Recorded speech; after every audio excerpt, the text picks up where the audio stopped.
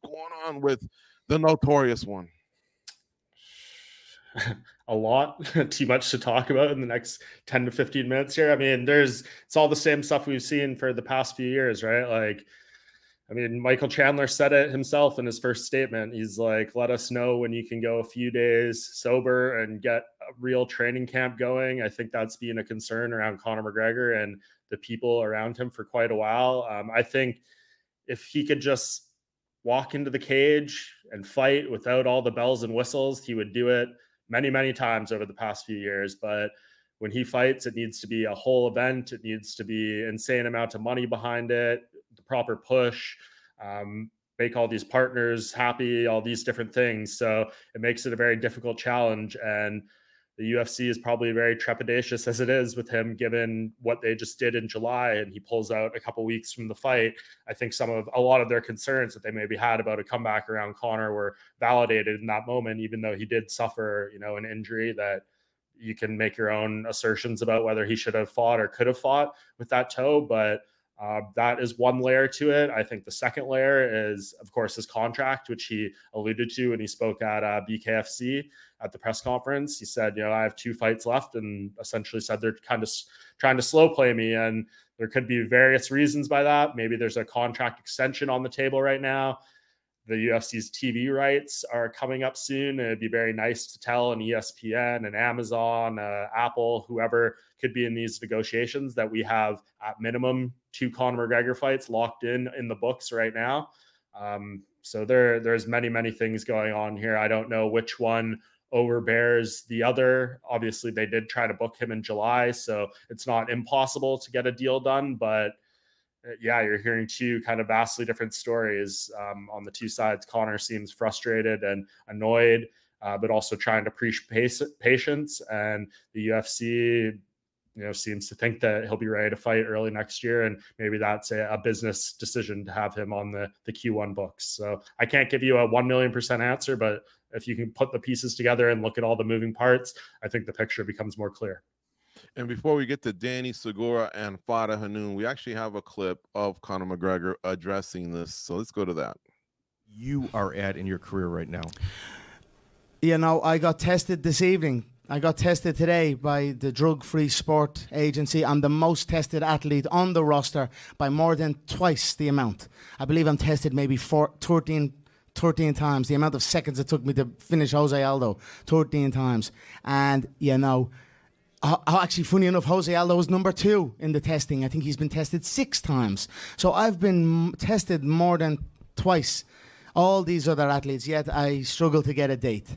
So, I've talked to Sheikh Turkey and said, Sheikh Turkey, can you assist me here? As far as Chandler rematching Oliveira, I'm happy with the date. It's November. Maybe we can still do it after, if they're not going to line me out till maybe December, January, February, or one of these dates.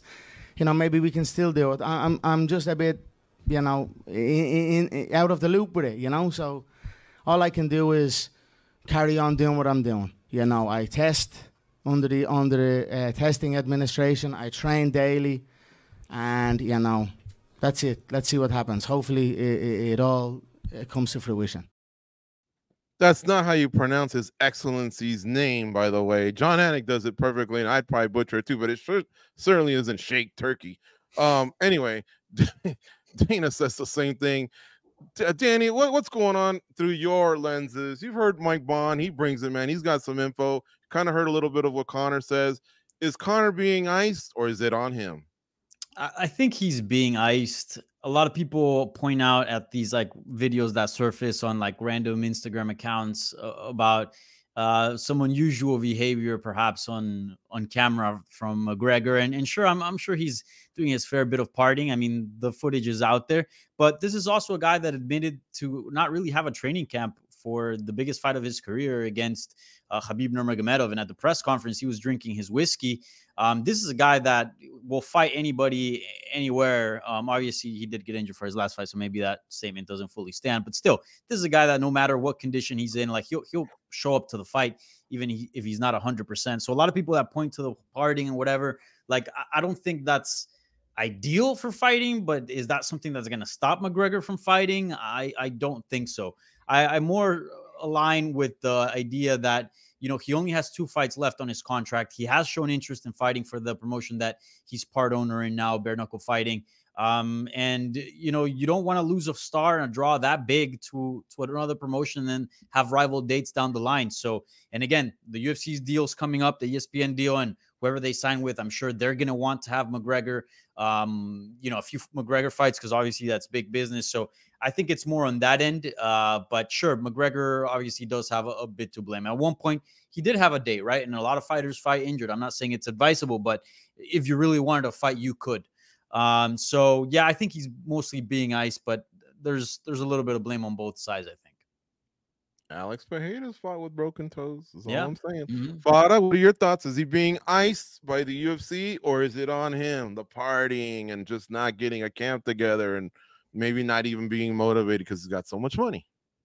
I don't know. I think it's a bit of both. It's Turkish Sheikh, by the way, so I don't think anyone's going to pronounce that correctly anytime soon. But I'm going to read Joseph Boza's. I'm going to read Joseph Boza's comment here. He said, "Dana saving Conor for that negotiation window. Their TV deal has to be negotiated in the first quarter of 25. If you have Conor, you look good." I think that's the general idea that people have. He did have a date, though. We have to obviously mention that UFC 303. He was forced out. He said, I want to come back at 100%. I agree with that as well. Conor's been notorious, no pun intended, for fighting injured. He's done it multiple times in his career. So he just wanted to come back at a full bill of health. I think he knows what's at stake with the loss, especially that he seems to hold on to the past a lot, as we saw in the video talking about the 13th second of Jose Aldo was a very long time ago, but Conor does a good job of constantly reminding us of his achievements, which are obviously very great. But yeah, I think at this point, because he didn't make it to 303, it's got to be something related to the new TV deal going into 2025. They have other options in terms of November. Obviously, we finally saw Jones and Miocic official for the December pay-per-view. They've got options. They've got champions that could headline those cards. So why not push McGregor to 2025? So I think it probably has to do with that. But completely icing him out, he was booked at UFC 303, so I can't say it's entirely that, but maybe something that they thought of after McGregor withdrew. So I'm sure it's part to do with it for sure. I think it's all on McGregor. For a while there, I just thought the leg didn't heal, like it didn't heal or whatever, but he took forever to get back into the testing pool, and then he got back in, and then the toe, whatever. That's an injury. It happens to all fighters. But all the other hiccups, I think, have just been on him. He doesn't have his life together. It doesn't appear like that to me. I know, but then we hear, sorry to interrupt you, but we hear like John Kavanagh say, McGregor's ready to go. Like it's just, I don't know. But one thing I've noticed is that UFC, Conor, like no one's really crapping on the other. We've seen Dana White kind of sometimes get a little bit aggressive with certain fighters when they're not fighting and they're not kind of doing what the promotion's plans are. It does, there is frustration from both sides, but it seems quite respectful. The business relationship has always kind of been good between Conor and Dana, and they've always kind of publicized that. So that's one thing I've noticed, that they haven't reached a stage where they're kind of like crapping on each other. So I think they'll work it out. Yeah. Well, I hope so. So you think he will fight again, is what you're saying, at some point? I think so. Mike, will he ever fight again? Yes. Not this year, obviously, but yeah, I think he will fight in some form. Yeah. Danny? Yeah, I think he fights again. I hope he fights again, but I don't know if he'll ever fight again. And I think this is all on him. You guys make great valid points. I can see this being part of possible negotiations that are coming up for them, whether they re-sign with ESPN or go in another direction. Of course, it would be very appealing to whoever steps forward and works with the UFC going forward to have a couple Conor McGregor fights, but he could lose the next one and honestly look horrible in it and not even fight that second one. So I just don't know. I mean, there's much that or him, man. That part is interesting too, right? Because it's like he has the 2 fights, and yeah, they'd be part of this negotiations. Like that starts, as was noted in the comments, at Q1 of next year, but that TV deal wouldn't start until 2026. So are you holding him out?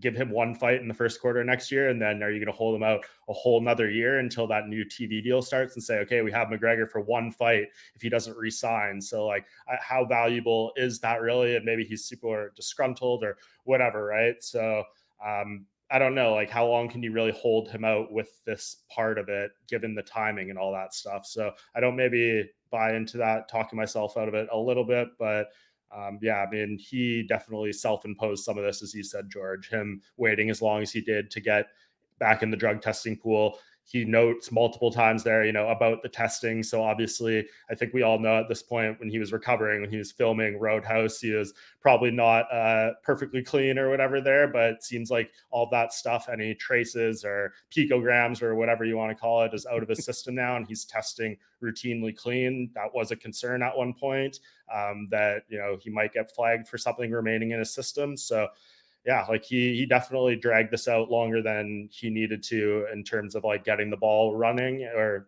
putting things in motion. And I think we're seeing the fallout of part of that as working its way into the storyline right now. And I think the reason Dana doesn't crap on him anymore is because he's his all-time most successful fighter. And the nosedive this guy is doing on the personal level and on the career level, he probably doesn't want to crap on that guy, but he looks frustrated, and I think that's why he holds back. And I know we're here at the end, but here's a good question. If he does come back, I'm going to go to Mike for this one, because, Mike, you followed Poirier pretty closely.